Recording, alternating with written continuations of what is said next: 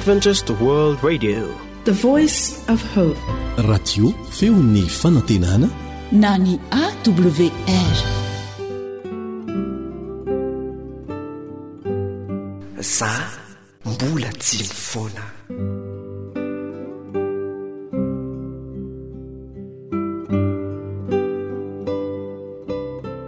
Magaga fa zana efa niala, zana efa dala, mbola tsy nifoana.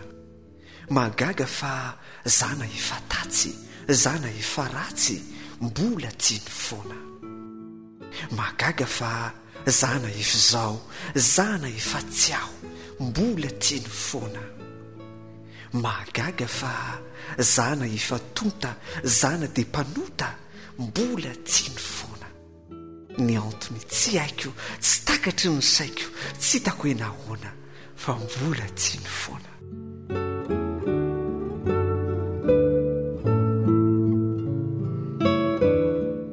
Radio feon'ny fanantenana.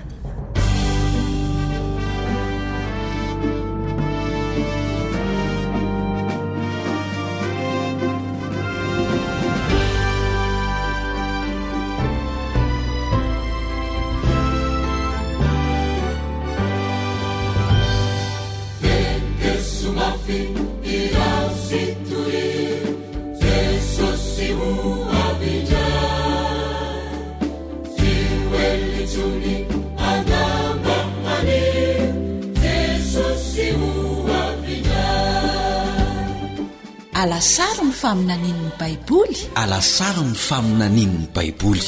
Fianarana mitohitoy ireo faminaniana apokaliptika ao amin'ny Baiboly.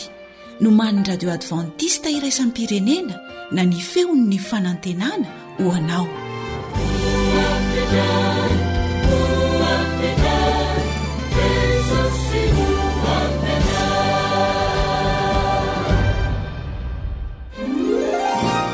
Efa nisy fotoana ve izay nahavery lalana anao tanteraka? Tsy hitanao intsony izay ale? Fantatrao ve fa Andriamanitra dia nanome tondrozotra ho anao eto amin'ity fiainana ity? Raha manana drafitra izy, dia ahoana no ahafantarako ny drafitra nataony ho ahy manokana?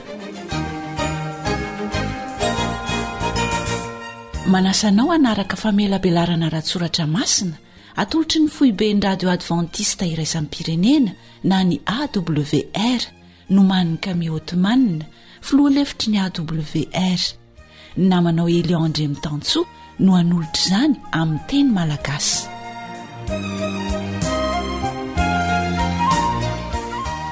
Dia fifaliana ho ahy Eliandre Mitantso ny miaraka aminao indray ao anatin'ity famelabelarana mikasika ny alasaro ny faminanian'ny Baiboly ity, izay nadika amin'ny teny pirenena marobe maneran an-tany, satria mirakitra ny afatra farany tian'Andriamanitra alefa amin'ny olona rehetra ny foko-pirenena ary ny samy hafa fiteny izany.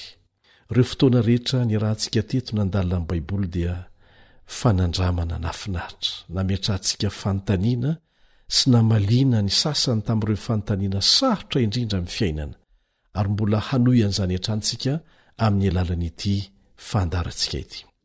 Tianay ny milaza aminao fa mbola azonao atao hatrany ny mamerina miaino ireo famelabelarana rehetra izay ny rahantsika teto. Dia anterina trano fa mifameno avokoa izy ireo ka tsara ny hainontsika azy rehetra. Azonao atao tsara koa ny misoratra anarana amin'ny sekoly fianarana Baiboly ao amin'ny trano kala-pifandraisan'ny radio Adventista iraisam-pirenena na ny AWR, ahafahanao manohy ny fandalinana ny soratra masina izay ny rahantsika teto. Hery mifanandrina, hery mifanandrina, izay ny lohahevitra izay hojerentsika amin'ity anio ity. Fa milohan'izay dia manasanao mba hiaraka hivavaka amio.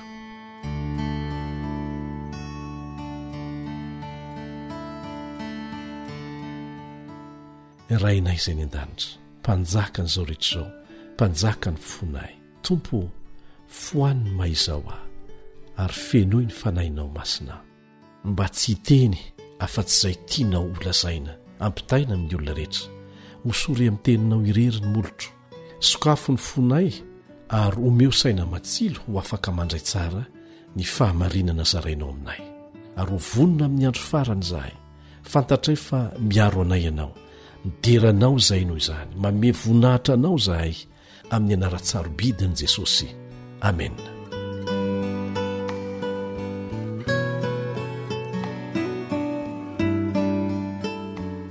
ndeha ho atomboka amina oronan-tsary foy mirakitra fijoroana vavolombelon lehilahy anankiray tany Nazareta sy ny joroanao an'Andriamanitra ary ny joroan'Andriamanitra ho azy ny fiarahantsika mianatra eto amin'ity anio ity.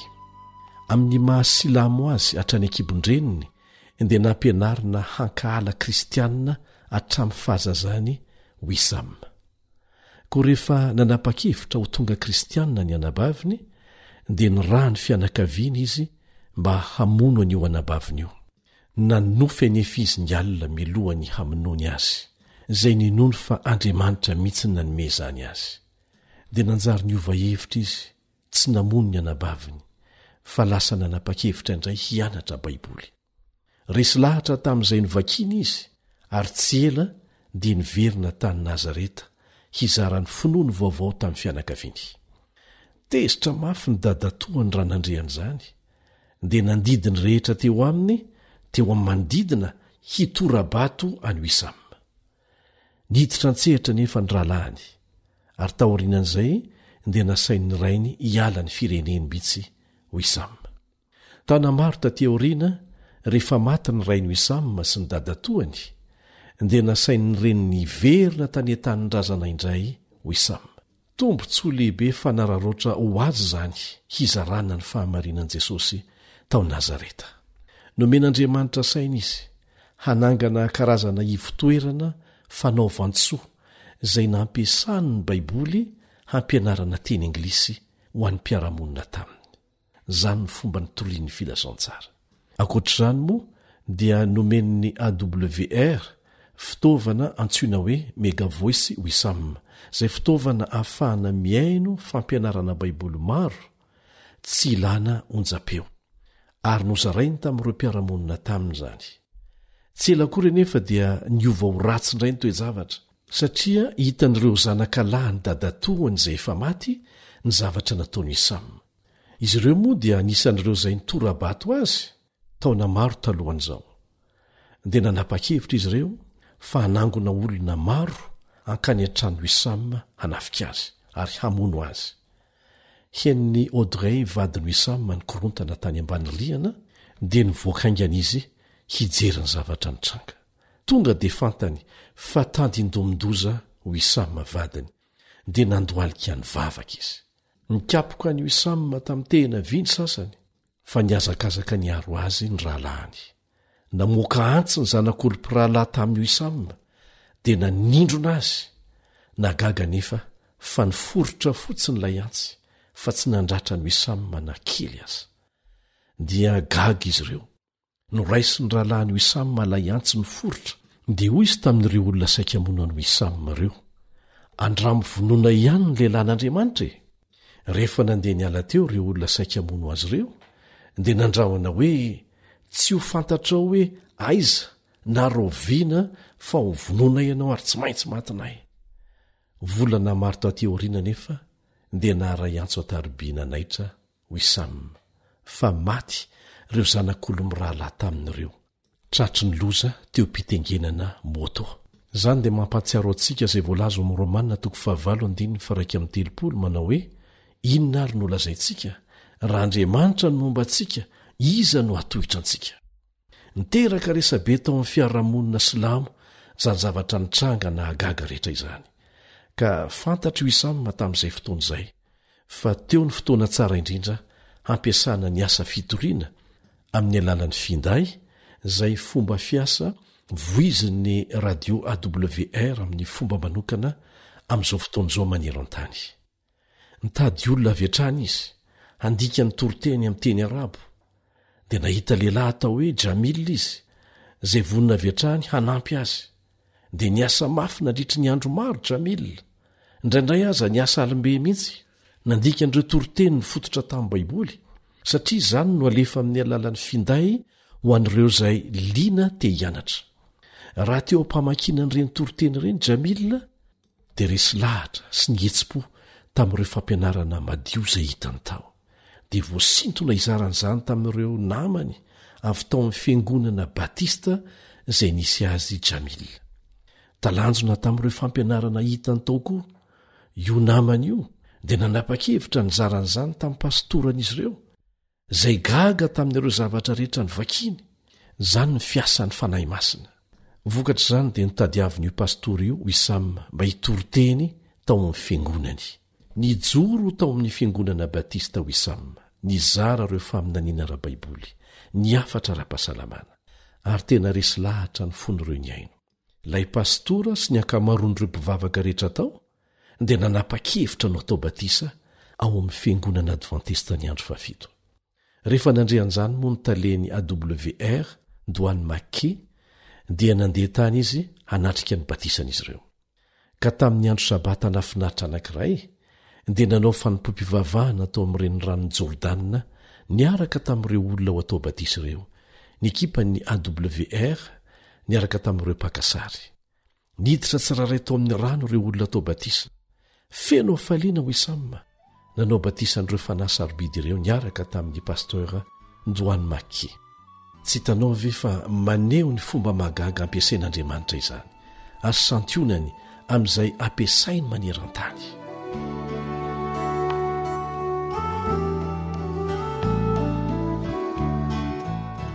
Andeha ary isika hiditra amin'ny fiarah-mianatra no manina ho an'ny anio. Inona ny drafitra farany nataon'Andriamanitra ho an'ity tany ity, ary inona ny drafitra nataony ho asy ho anao ao anatin'izany.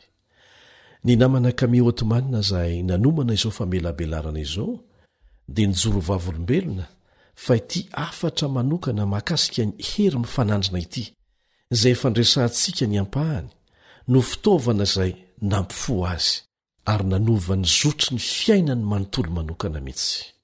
Natonga azy niala tamin'ny fikatsahana ny tsara indrindra mety ho azy eto amin'izao tontolo izao ho amin'ny fikatsahana ny lanitra. Raha tianao ny hijery ny tantara ny Camille, ny fijoroano vavolombelona izay nataony, dia azonao jerena izany ao amin'ny sitiny AWR, awr.org. Olona nanana ny naizy azy tamin'ny lafiny rehetra, Camille. Tena mpandrarà, tena nalaza, tsara tare, tsara bika izy, ary top modèle tany Etazonia. Kanefa rehefa nahita ny Jesosy izy, dia nahita ny tsara indrindra. Taimboraka ho azy ny zavatra hafa rehetra, satria teo any an-danitra izy, te araka hiady amin'Andriamanitra izy amin'ny fitoriana ny filazantsara maneran-tany. Andeha ho tsehivina ny loha hevitsika milohan'ny hirosotsika. Raha ho anatin'ny Baiboly dia mino izany aho. Rehefa tsy mifanaraka amin'izay voalaza amin'ny Baiboly dia tsy natao azy zany.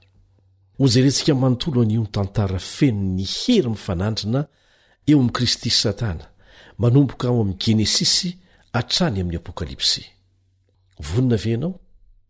Asa firy amintsika re no efa nanamboatra ranom-boankazo e? Ohatra hoe maka karoty 20 isy ianao dia alainao ny ranony ataonao anaty kaopy anankiray, tsy asiana fangarony mihitsy, ilay izy marihitra tsara iny. Dia ho ataontsika tahaka an'izany fitantaran'ny Baiboly ny hery mifanandrina ao anatin'ny fotoana fohy. Tiako raha maka sara an-tsaina miaraka amiko ianareo. Ataovy toy ny mijery horonan-tsary mihitsy. Manomboka ao amin'ny Ezekela 7:20 ny tantarantsika, izay ahitana anjely anankiray antsoina hoe Losifera, izay voalaza eo fa kerobima manaloka tany an-danitra.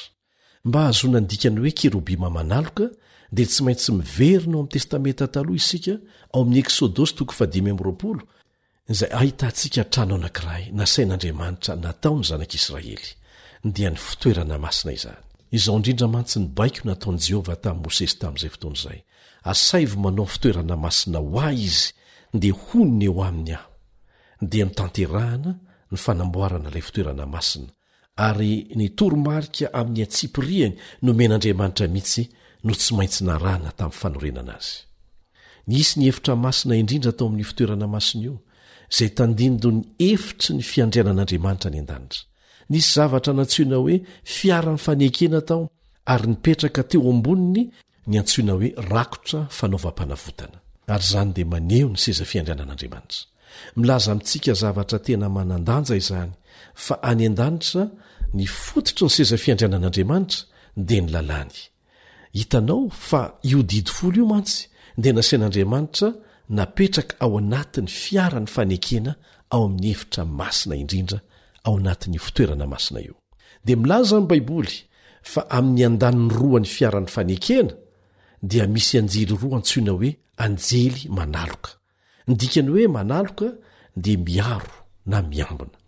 Izany dia milaza amintsika ny fanambarana ny asan'ny Losifera fony izy tany an-danitra, fony izy mbola tsy nanota.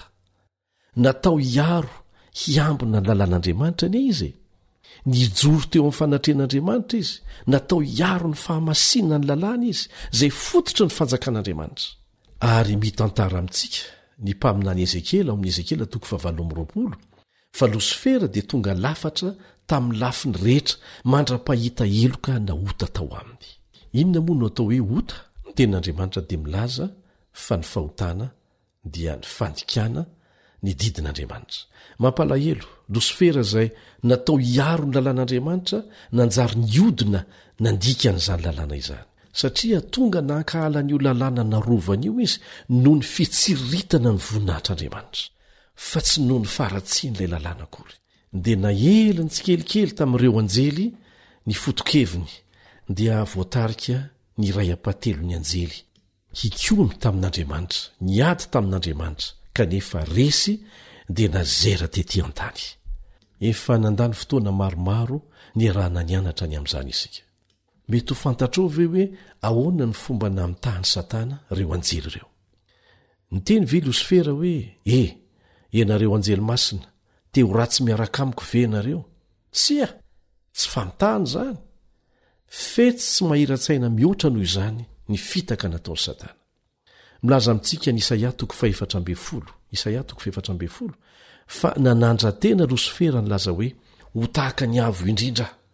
No hoe ho tahaka ny avo indrindra dia midika hoe marina tahaka an'Andriamanitra, masina tahaka azy. Zao ny teny tiany Losifera lazaina amin'izany. Afaka ny ho masina ho toan'Andriamanitra ary tsy mila lalàna ilaza amiko ny fanatanterahana an'izany. Efa nandre fotokevitra tahaka an'izany ve ianao? Dia ny hoe afaka ny ho tsara tsy mila lalàna isika, ary ny zavatra nakany Satana fanahany Eva tao Edena dia nitovy amin'Andriamanitra, sa tsy izany?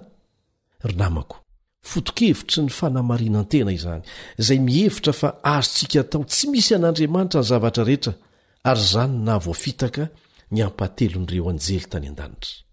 Mbola manaraka tsara sika? Eto sika dia maneho ny antony fikorotanana izay tonga eto amin'ity planetantsika ity.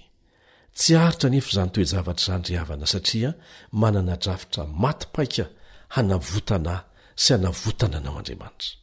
Ny Baiboly dia milaza amiko fa Losifera sy ny anjeliny dia voaroaka tany an-danitra. Fa nahoana ny tsy nitsaraina avy hatrany Losifera? Efa nametra-panontaniana ny amin'izany ve ianao? Efa nanontany tena ny amin'ny tsy nanaovana an'izany ve ianao? Inona ny antony tonga an'Andriamanitra tsy namono azy avy hatrany? Tsotra ny valiny nefa lalina. Ao amin'ny Ezekela 7:20 Ezekela 7:20 dia noroahan'Andriamanitra Losifera sady niteneniny hoe nazerako eny an-tany ianao sady natolotro ho fitalanjona n'ireo mpanjaka. Misy teny mahaliana ao amin'ny Korotianina 2:5-7. Korotianina 2:5-7. Tsy fantatrareo va fa hitsara anjely isika? Avy dia tonga ny amin'ny arivo fotoana ny saintsika amin'izay fotoana izay. Nataon'Andriamanitra ho mpanjaka ny zavaboary izay niforonina isika, ary mpitsara amin'ny ampahany ihany koa. Dia gaga Losifera mahita ny olombelona zavaboary ary manao hoe ireto ve ny hitsara? Ho hitantsika eo izany izy. Andeha fakafakainany amin'izay. Rehefa fantatry Satana avy amin'Andriamanitra fa indray andro any dia ho tsarain'ny taranak'olombelona izy, dia inona no ataony manaraka? Niezaka ny manao kolikoly sy mifehantsika izay hitsara azy izy mba hiandany aminy, hanaraka ny fomba fisainany sy ny fikomiana izay nataony. Tena ratsy Satana. Natombony tao Edena teo amin'ilay hazo ny laingany, namitaka sy nandresy lahatra ny olona izy hanaraka ny torolalany fa tsy ny an'Andriamanitra. rehefa namitaka ny eva tao amin'ny saedena satana dia tsy niteny vantana taminy hoe teo ratsy ve ianao ry eva tsy aomo zany lasa miariary loatra ka izao no teniny tamin'ny eva ratsorina asehoko anao ny fomba hahatonga anao ho tahaka an'Andriamanitra izay zavatra tsy nahitany fahombiazana tany an-danitra ary natonga ny fahalavony no isariany any eva indray izao indrindra ny fomba nilazany azy eo amin'ny Genesis 3:7-5 Genesis 3:7-5 hoy izy tamin'ny ravehivavy tsy ho fatsy akory ianareo fa fantatr'Andriamanitra fa amin'izay andro hinananareo azy dia hiratra ny masonareo ka ho tahaka an'Andriamanitra ianareo teny mahazatra ve zany zany laingy izany ihany no nampiasainy nandresena lahatra ny ampahatelon'ireo anjely tany an-danitra hanaraka azy fa tsy hanaraka an'Andriamanitra ny filazany tamin'ny eva hoe hahiratra amin'ny masonao dia toy ny milaza aminy hoe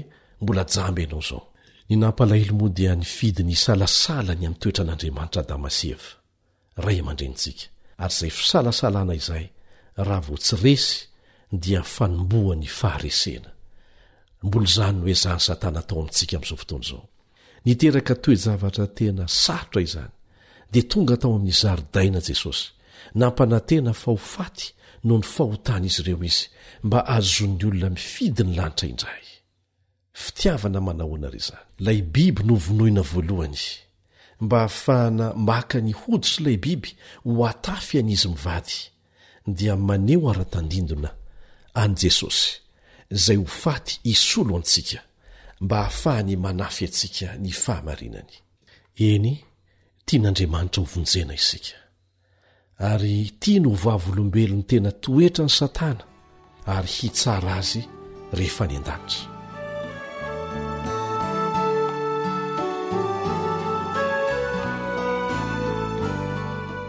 andeha hafangantsika ny sarimetsika avy ao amin'ny Genesisy hatrany amin'ny bokyny Eksodosy izay iantson'Andriamanitra vahoaka anankiray hivoaka avy any amin'ny fanandevozana tany Egipta iza moa ireo ny Israelita tsarontsika fa rehefa lasa ny komy tamin'ny lalàn'Andriamanitra satana tany an-danitra dia niantso ny zanak'Israely indray Andriamanitra tetỳ an-tany tia hampiasa azy ireo ho vahoakany hitondra ny afatry ny famonjena manerana n'izao tontolo izao nomen'Andriamanitra fitaovana manokana ny Israelita andeha atsontsika hoe drafitra na GPS n'Andriamanitra zany drafi-pamonjena izany ny GPS dia fitaovana kely apetraka any anaty fiara na fitaovam-pitaterana izay afaka manoro lalana anao ho tonga any amin'izay tianao aleha satria mifandray amin'ny zana-bolana izy io soratana eo fotsiny ny toerana tianao aleha sy ny adresy mazava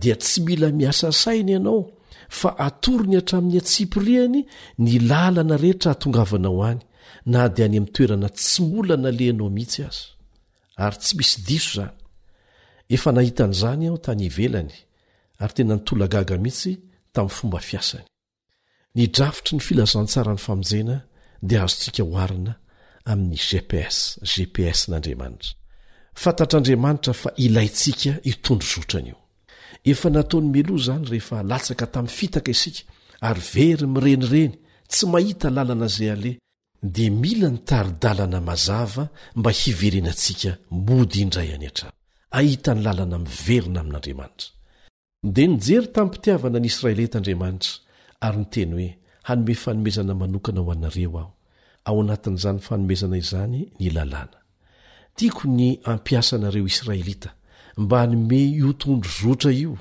ity GPS manokana ity ho an'izao tontolo izao izay very tsy mahita ny lalak'izorany tiako firenena modely ho an'ny firenena rehetra manodidina anareo ianareo ary hanoro azy ireo ny lalana miverina amin'io andeha hanakatra sy hakasary an-tsaina ny fahatezeran'ny satana isika rehefa hitany fa mitovy tanteraka amin'ilay efitry ny seza fiandranan'Andriamanitra ny an-danitra ny endriky ny fitoerana masina ilay nasain'Andriamanitra naoriny Israelita tany anefitra fahiny tezitra satana satria hitany fa manana tombotsoa ny olombelona ahatakatra ny drafitra ny famonjen'Andriamanitra azo antoka fa nanomboka namorony tafiny dia ireo anjely lavo satana ary ny teny hoe ity ilay zavatra hitarika ny olona ho amin'ny famonjena ka tsy maintsy potehintsika ho foanantsika ny drafitr'andriamanitra amonjenan'ity zao tontolo zao ity ho potehintsika ny vahoaka manana ny fahamarinan'andriamanitra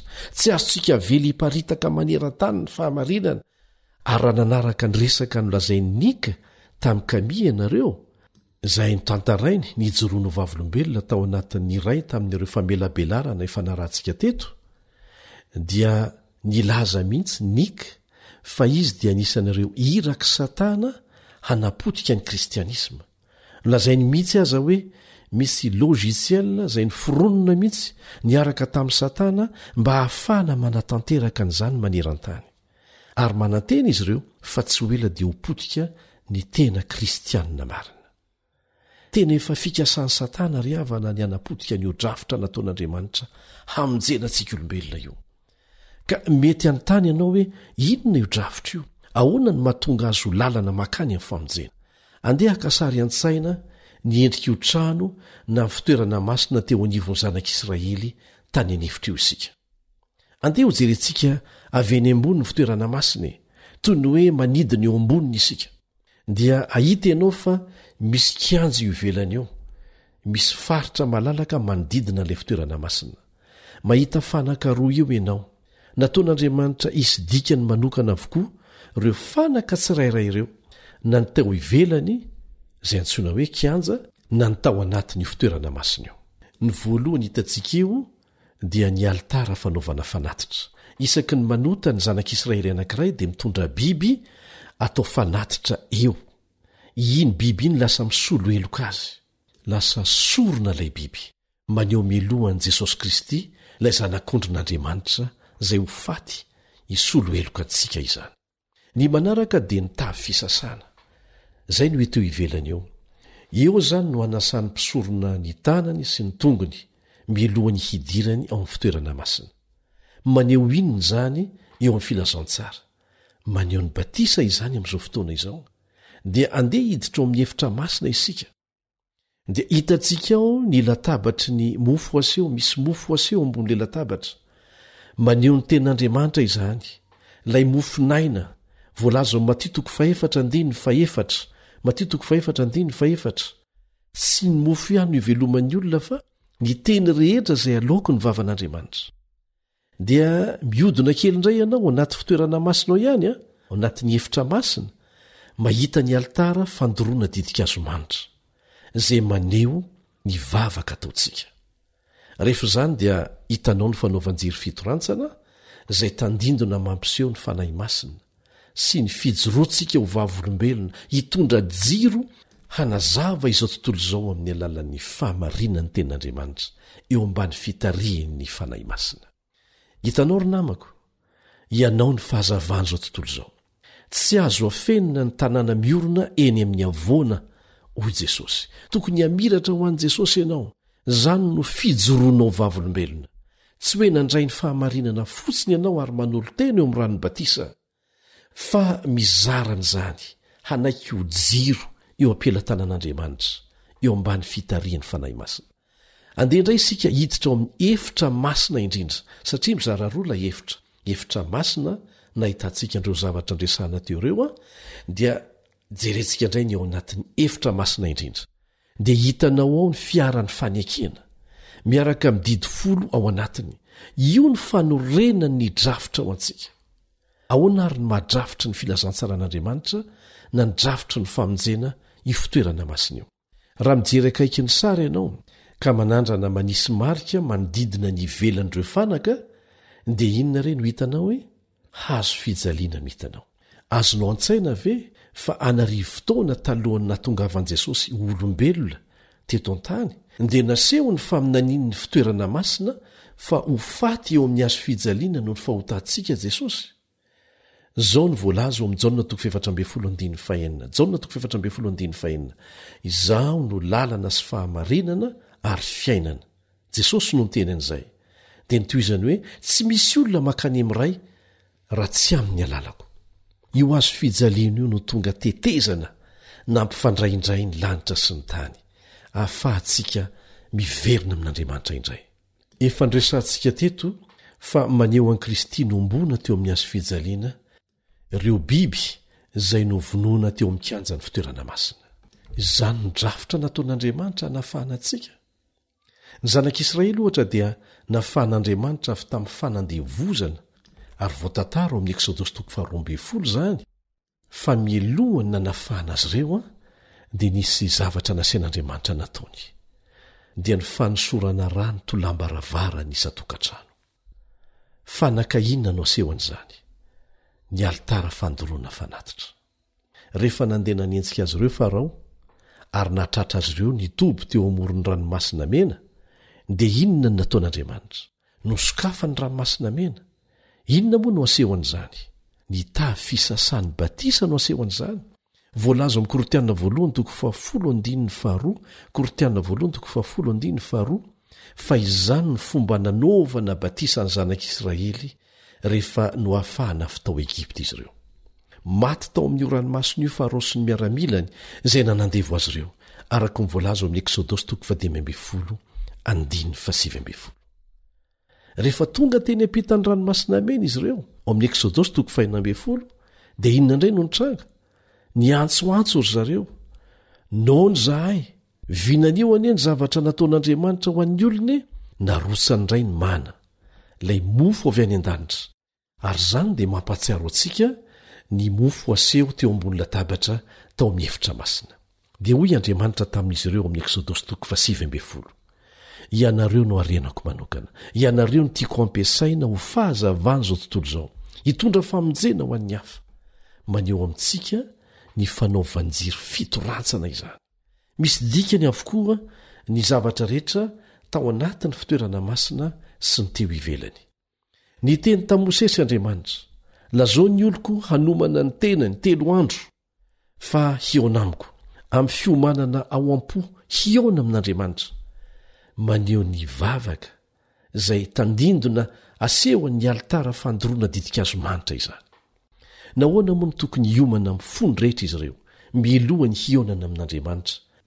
Ny toy no ahitantsika an'izany dia izay zavatra nitranga ao amin'ny Eksodosy 20. Ary marina izany, satria nidin'Andriamanitra nanonona ireo didy 10 izay nisoratany ratsy satanany mihitsy. Nanahoana indray ny fiainan'i Jesosy sy ny fitoviany tamin'ny endriky ny fitoerana masina. Natao batisa tamin'ny 30 taonany izy. Izay dia maneho ilay tavy fisasana. Nandray ny fanahy masina izy, izay tandindon'ilay jiro fitorantsana ary nitoro ny filazantsara.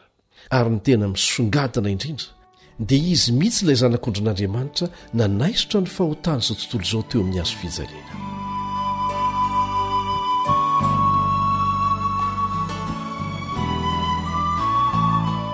Andeha ho jerena vetivety ny amin'ny testamenta vaovao indray. Ny bokin'ny Matio, ny Marka, Lioka, Jaona, ireo filazantsara 4 dia samy manambara ny batisa sy ny nanaovana an'i Kristy hosorona isolo antsika. Ny boky manaraka, ny asan'ny apôstôly, dia miresaka momba ny batisa ny fanahy masina ary natonga azy ireo ho afaka mijoro vavolombelona matanjaka tamin'izany fotoana izany. Rehefa mandeha mamaky ny fitoerana masina isika, makasary an-tsaina amin'izany, dia mahita ny boky manaraka, dia ny bokin'ny Romanina hatrany amin'ny bokin'ny Joda izany. Miresaka ny amin'ny mahazava-dehibe ny fianarana ny Baiboly, ny vavaka ary ny fijoroana ho vavolombelona. Ary ny Apokalipsy dia mitondra antsika mihitsy ho any amin'ny efitry ny seza fiandrianan'Andriamanitra, dia ny efitra masina indrindra. Ry mpiara-mianatra amiko, tokony ho fantatsika io drafitra izay mamakivaky ny soratra masina manontolo io.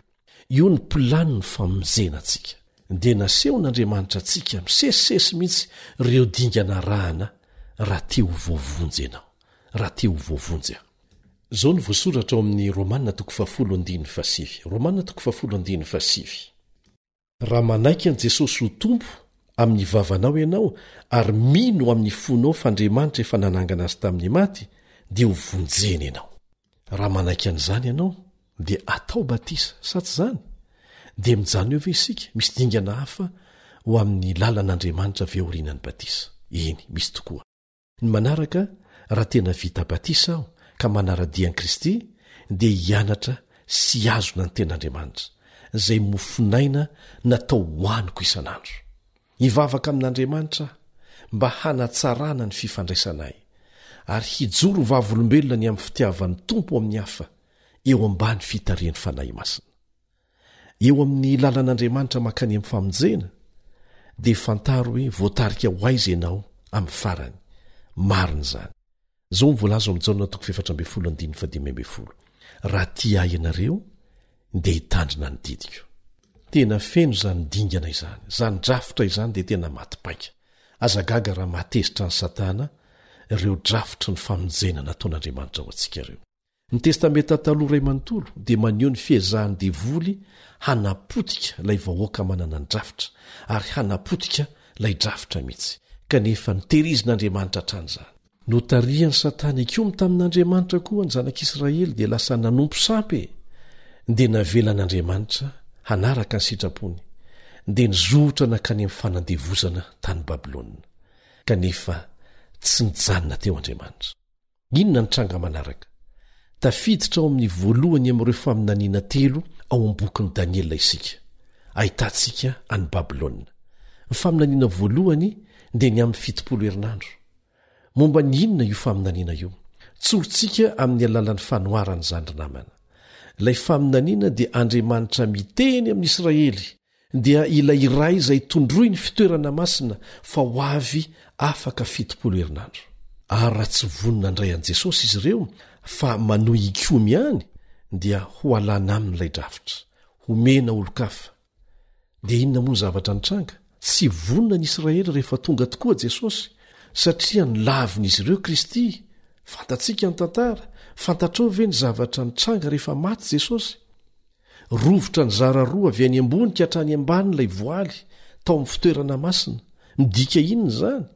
Midika izany fa nifarana ny drafitra tandindona teto tany izay nanazarana ny zanak'Israely hiomana handray an'i Jesosy ilay mpamonjy ara-baka teny. Nisy lalàna seremoniely be dehibe izay nanazarana ny zanak'Israely tamin'izany rehetrarehetra izany. Fa rehefa tonga Jesosy dia tsy nilaina intsony ireny lalàna seremoniely ireny. Rehefa nitsangana tamin'ny maty Jesosy niakatra ao any an-danitra ho any amin'ny fitoerana masina any an-danitra dia nesorona tamin'ny Israely ara-nofo ary nomena ny Israely ara-panahy ilay drafitra. Asa raha azonao an-tsaina fa nijery ny testamenta taloha iray manontolo sika teo. Nomen'Andriamanitra fanomezana ny amin'ny fitenenana Israely. Azony mitondra ny tiafatra momba ny fitoerana masina sy ny mpisorona ny an-danitra ity ho amin'izao tontolo izao. Dia lasa eny amin'ny kianjan'ny Israely ara-panahy, tsy misy masaka anazy ireo amin'izao fotoana izao. Dia hoy ilay Satana, tsy maintsy sakanako reto olony reto kristianina tsy mety mitsahatra reto. Dia inona ary no ataon'ny Satana? Resy lahatra mihoatra noho ny hatramin'izay Satana, dia miteny hoe tena tsy maintsy ho vaiko ny fomba fiatoko. Dia izany no mitondra antsika ho any amin'ny fotoana ara-paminaniana faharoa amin'ireo faminaniana 3 ao amin'ny bokin'i Daniela. Dia ny faminaniana mahakasika ny 790 taona izany.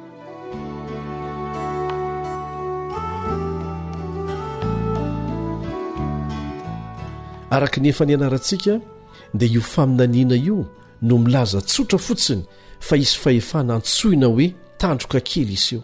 Io fahefan'ny bibidi io dia hiezaka hanjera ny drafitr'Andriamanitra. Ahoana no ampiasan'ny devolana io tandroka kely io mba isandohana ny fahefana ara-panahy hanjerana ny drafitr'Andriamanitra? Fantatsika fa ny devoly no lehibe ny mpisandoka. Nahodinkodiny tamin'ny fisandohana malaza ny maro anisa.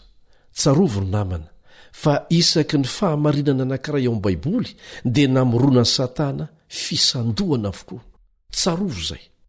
Inona ary no nitranga nandritra ny vanim-potoana ny fahamaizinana izay naharitra 790 taona. Efa nianarantsika ny amin'izany. Io vanim-potoana io dia niezahan'ny Satana hanapotehana ny kristianina izay nijoro tamin'ny tenin'Andriamanitra izay mirakitra ny drafim-pamonjena. Ny alitara fanaovana fanatitra maneho ny sorona nataon'i Jesosy dia ny hoe sorona ary nosoloana fampianarana antsoina hoe fivalozana. Dia nampianarina ny olona fa tsy ampy andohavana ny fahotanao ny soron'i Kristy fa mila mandoa fivalozana ianao. ny fahatanterahan'ny fijalian'i Kristy sy ny sorona nataony dia ny hoe sorona ary tena zavatra sandoka tanteraka ny natao ho solon'izany. Dia ahoana indray ny amin'ilay tavy fisasana maneho ny batisa? Hoy ny fiangonany vanim-potoana ny fahamaizinana, izay nanenjika ireo izay tena nijoro tamin'ny fahamarinana. Hosoloantsika batisa atete amin'ny ankizy ny batisa asitrika tena izy, izay miantso fiakekeloka sy fibebahana amin'ny fo manontolo. Ary tsy izany ihany nataon'izy ireo, fa nisandohany koa ny zavatra ao anatin'ny fitoerana masina. Anisan'izany ny mofo aseho izay maneho ny tenin'Andriamanitra, nafenin'izy ireo ny tenin'Andriamanitra. Nolazainy fa tsy ho takatry ny olona hono izany teny izany, fa ny mpitondra fivavahana irery ihany no afaka manazava nyzany ho anao. Nafenina tsy azo ny vakiana ny Baiboly, fa zavatra hafa ny nasolo azy. Ary tamin'izay fotoana izay no nanasogandinana fa ny fomban-drazan'ny fiangonana hono dia manandanja kokoa no ny tenin'Andriamanitra. Ary nga zany ihany nanaova ny fisandohana koa ny fandoroana ny didika azomanitra izay maneho ny fivavahana. Dia milaza izy ireo fa tsy mahazo mivavaka mivantana amin'Andriamanitra ianao, fa tsy maintsy amin'ny alalana mpitondra fivavahana tahaky ny pretra. Ny zavaniseho moa dia namorona efitra roa ho azy izy ireo, izay voazara amin'ny efitra lamba dia misy lehilahy mipetraka eo amin'ny toeran'i Jehova miaino ny kofesin'ny olona hafa. Zany dia fangalana tahaka ny efitra masina indrindra izay an'Andriamanitra. Ireo fampianarana sandoka ireo ry havana dia nametraka ny fahazavana tany ivelan'ny fiangonana ka niteraka ny vanim-potoana ny fahamaizinana. Ary farany dia nanaovan'izy ireo fisandohana koa izay naseho tao amin'ny efitra masina indrindra. Fa inona nataony ho ianao? Nalainy ny didy folon'Andriamanitra dia nakorontany mba hahafahany manamarina ny fampifangarona ny fivavahana kristianina amin'ny fomba ny mpanompo sampy. Tsaroantsika tsara satria efa niarantsika nianatra teto fa nalainy ny didy faefatra ny sabata ny andro fafito dia nesorony ary nosoloany ny fivavahana ho amin'ny andro voalohany amin'ny andro ny masoandro. Marimaritra iraisana amin'ny mpanompo sampy. Vonona ny anakorotana ny drafim-panavotan'Andriamanitra Satana.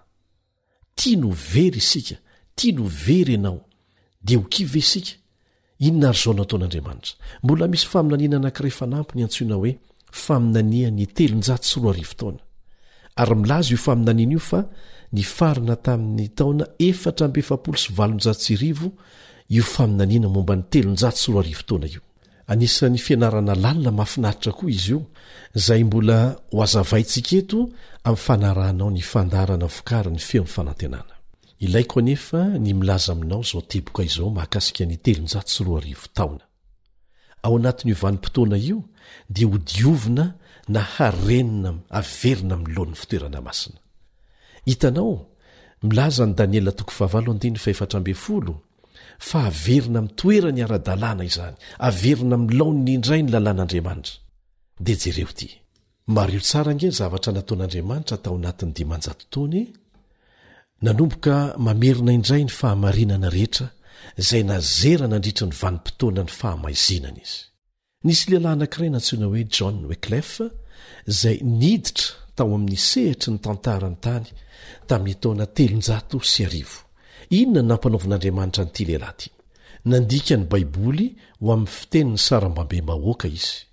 Maneho inona amintsika izany? Ratarafina amin'ny fitoerana masina.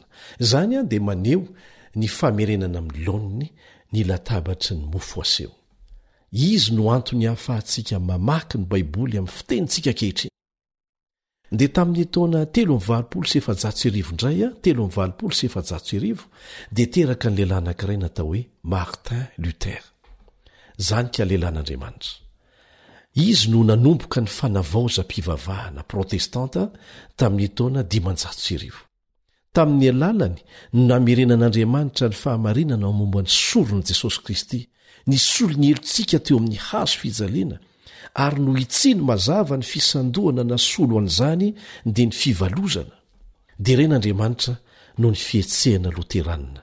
Amen. Tamin'ny taona 500 indray dia niditra teo amin'ny sehatra ny lehilahy anankiray nantsoina hoe Jean Calvin, mpanorona ny fietsehana presbyteriana. Nanana lanja manokana tamin'ny vavaka. Hoy izy, azontsika taony mandeha mivantana eo amin'ny seza fiandrianan'andriamanitra. Tsy mila olona ho mpanelanelana antsika amin'ny Andriamanitra. Inona indray no hevitra izany raha tarafina amin'ny fitoerana masina? Naveriny Jean Calvin tamin'ny mpahombiazana ny alitara fandoroana didika azomanitra izay maneho ny vavaka mivantana ataontsika amin'Andriamanitra. Ary dia nyroso hatrany ny famerenana amin'ny laon'ny hasy ny fitoerana masina izay tandindona maneho ny drafo-pamonjena nataon'Andriamanitra.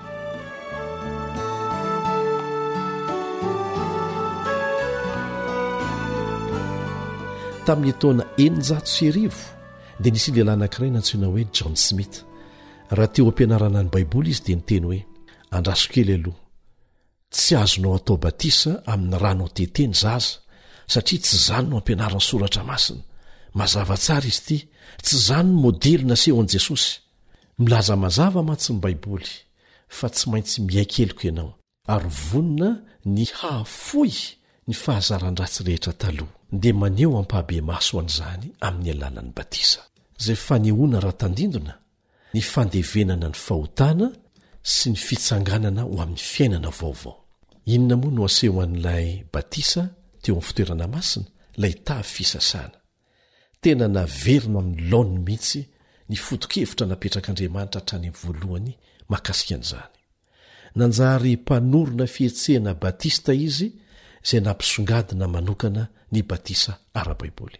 Tamin'ny taona 700 dia niditra an-tsehatra indray ny lehilahy anankiray natao hoe John Wesley. Izy no mpanorona ny fihetsehana metodista. Nanana andraikitra manokana izy dia ny fitondrana ny filazantsara ny amin'izao tontolo izao. Tamin'ny alalany Andriamanitra no namerina tamin'ny mpahombiazana ilay fanaovanjiry fitoratsana, izay maneho ny fitoriana ny filazantsara, ilay fahazavana manoro ny lalana makany an-danitra. Aoka zava toy izany koa ny fahazavantsika. Ry namana, mbola misy fanaka anankiray tavela izay tokony harenina averina amin'ny laoniny. Fihetsehana inona no nantsoin'Andriamanitra hiditra an-tsehatra tamin'ny taona 990 mba hamerina ny singa farany amin'ny fahamarinana very? Fihetsehana inona no mamerina ilay fiarany fanekena? Ny fihetsehana adventiste ny andro fahafito, izay mamerina ny didy 10 hita ao anatin'ny fiarany fanekena, izay ahitana ny didy 4 hoe mahatserova ny andro sabata namasina azy, andro ny fidian'Andriamanitra. Ity fiangonana ity no nampivondrona amin'ny fahafenony ireo singa rehetra ao anatin'ny drafom-panavotana. Tamin'ny taona 1790 dia voaverin'Andriamanitra avokoa ny singa ny fahamarinana rehetra mitambatra. Avy aiza ro ianao, ireo olona lasa ao amin'ny adventista ny andro fahafito amin'izao fotoana izao. Ny lovantsika dia ny loterana, ny batista, ny metodista, ny presbiteriana. Mbola tazomintsika avokoa hatrany ireo fahamarinana izay naverin'Andriamanitra tamin'ny alalan'izy ireo. Fa ny drafom-panavotany amin'ny fahafenony no entsika mandroso any amin'ny vanim-potoana ny tantarany tany. Nisy ady baolina kitra tamin'ny taona 1970. Karlstedt nifanandrina tamin'ny Stanford. Ireo ny ekipa roa nifanandrina tamin'izay fotoana izay. Mba fantatrao, 4 segondra sisa dia ho tapitra ny lalao. Efa nanomboka nankalaza ny fandreseny ny mpanohana ny tarika Stanford. Ary tahaka ny fahitantsika dia nandaka ny baolina hiala lavitra fotsiny nataon'ny mpilalaon'izy ireo. Ny hevitra mantsy izy ireo fa efa ho tapitra ny lalao. Inona zavatra tsy nampoizina nataon'ny tarika ankilany hamadika ny rasa ka natonga azy ireo handresy tao anatin'ny segondra vitsy monja. Izao ny zavatra nitranga. Nodakan'ny mpilalaon'ny Stanford iray teny amin'ny kianjany baolina. Nalefa ny fotsiny, tianary baolina fotsiny izy. Kanjo azon'ny mpilalaon'ny Karlstedt anankiray izany. Dia nanomboka ny azakazaka izy ireo. Vao nanomboka ny azakazaka izy dia nisy namingana. Fa talohan'izay nefa dia efa voadaka ny tany amin'ny namany baolina. Ireo mpanohana ny Stanford tamin'izay fotoan'izay dia efa nihika fandresena. Nahazo ny baolina nefa ilay mpilalao faharoa dia nanomboka ny azakazaka koa izy. Tena nangitakitaka hatramin'ny mpitantara baolina nampiakatra ny feony, satria voafingana indray ilay mpilalao faharoa nefa alohan'ny anjerany tamin'ny tany dia efa nalefany tamin'ny namany ilay baolina. Dia tahak'izany koa tamin'ilay mpilalao fahatelo sy ny mpilalao fahefatra, dia mbola nitoy izany tamin'ilay mpilalao fahadimy izay nandray ny baolina.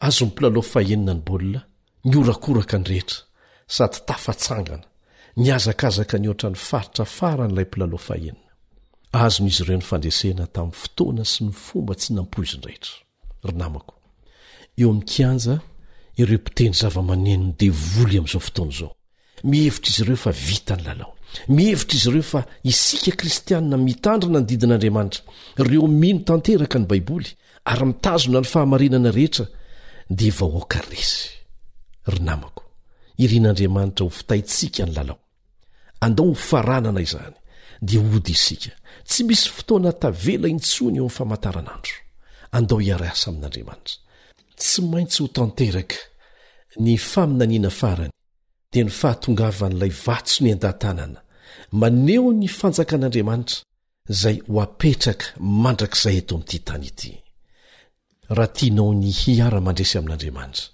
dia mila miara-miasa aminy ianao ao an-tsaiko ao dia mahita ireo anjely mijoro ao manidina amin'ny elany mampahery antsika mampirisika antsika hitondra haingana dia haingana ny afatra ny famonjena nataon'andriamanitra ho an'ny olombelona rehetra ento hatrany amin'ny faritra faran'izany avana ny vahoaka an'andriamanitra dia andeha eny amin'ny kianja miaraka amin'ny afatry ny anjely voalohany sy ny afatry ny anjely faharoa ary ny afatry ny anjely fahatelo tsy misy analana ry namako manasanao zahay hiditra ao amin'ny samby fiara ny fahamarinana ra-baiboly midira ao amin'ny samby fiara dia ny tsy mbola tara satria nahoana satria ao anatin'ny samby fiara ny misy ny tombo-kasen'andriamanitra ny baiboly dia milaza fa ireo anivelan'ny samby fiara dia handray ny mariky ny fahafatesana raha vakinao ny apokalipsy 10 sy ny 40 dia ahitanao ireo anjely 7 manana loza 7 izay ho alefa eto amin'ity tany ity aoriana ny fikatona ny varavara-pasoavana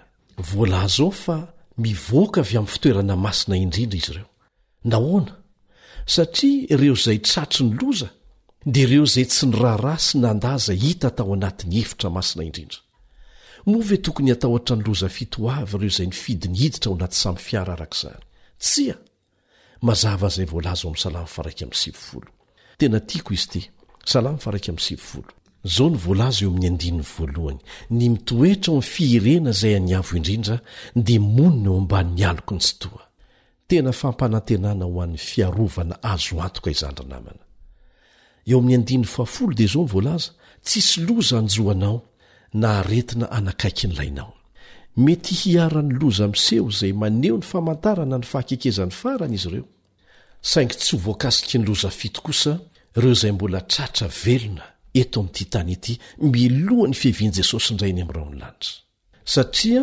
natokana ho an'ireo izay nanao tsinotsinona ny didin'andriamanitra ny loza 7 izao ny teny fampanantenana azo antoka omen'andriamanitra anao ao amin'Isaia 7:70 sy ny 1 Isaia 7:70 sy ny 1 aza matahotra ianao fa efa nanavitra anao aho efa niantso ny anaranao aho ahy ianao aza matahotra fa momba anao tehirizo ao an-tsaina izany satria misy ny fotoana tsy maintsy ilana manokana an'izany mety ho aingana noho izay eritreretantsika aza ny ilana an'izany indray andro any ny any tahiry sarobidy mety hanananao dia ilay fananana tsy azon'olo-kafa alaina aminao dia izay zavatra voatahiry tao an-tsainao irery any dia ireo teny fikasana sarobidy nataonao tsy enjery mihitsy tao amin'ny tenin'Andriamanitra ry mpiara-mianatra amiko manasanao hifidy ny lalan'Andriamanitra dia hiaraka hivavaka isika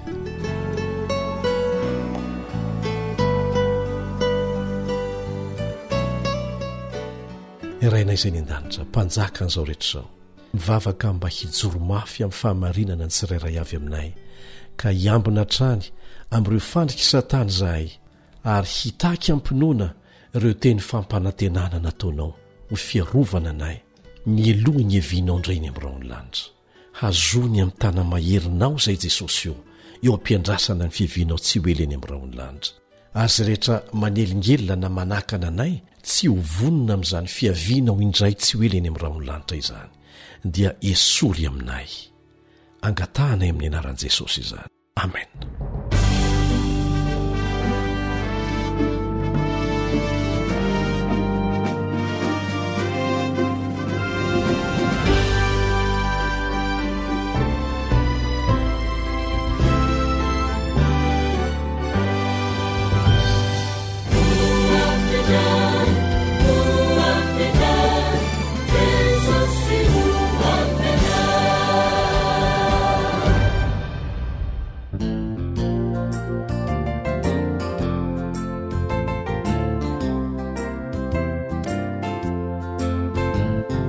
Tarika Harlanto.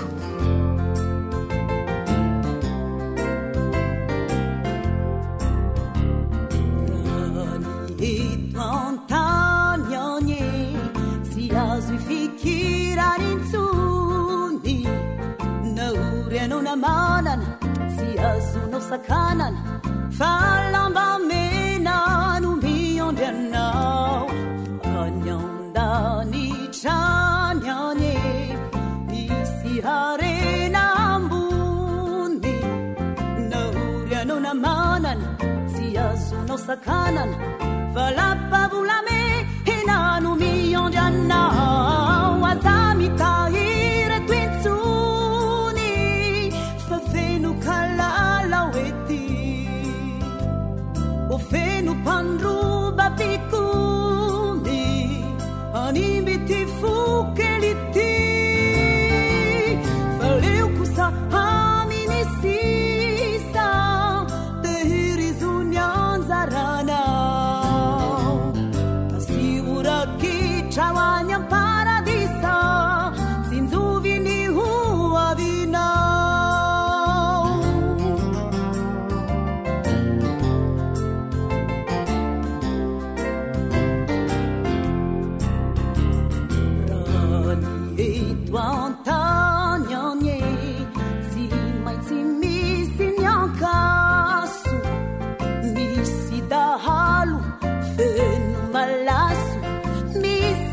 Chani panasuasu faanyondani chanyanye zaimulatsitani masu rulumbo vunzi nuhana umatsu famadi wampu tena mangatsuatsu azamanurine twitsuni sitani ndrazana weti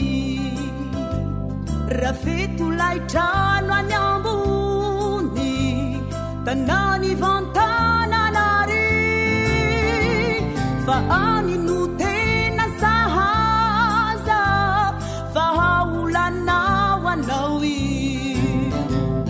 ka ianao io na mpanotabe aza volatiny retadidio AWR feony fanantenana.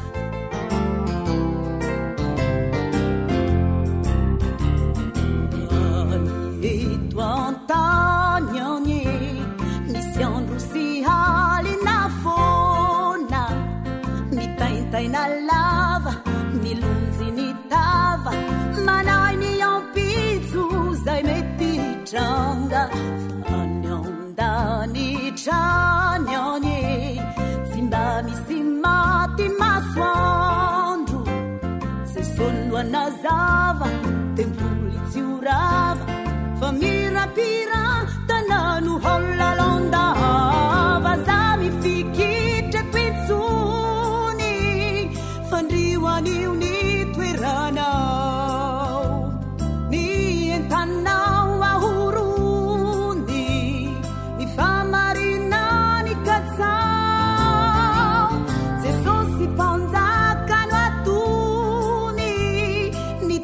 Kilao aminy ao tsy misy makany ratsy aminy alalany ianao any malalany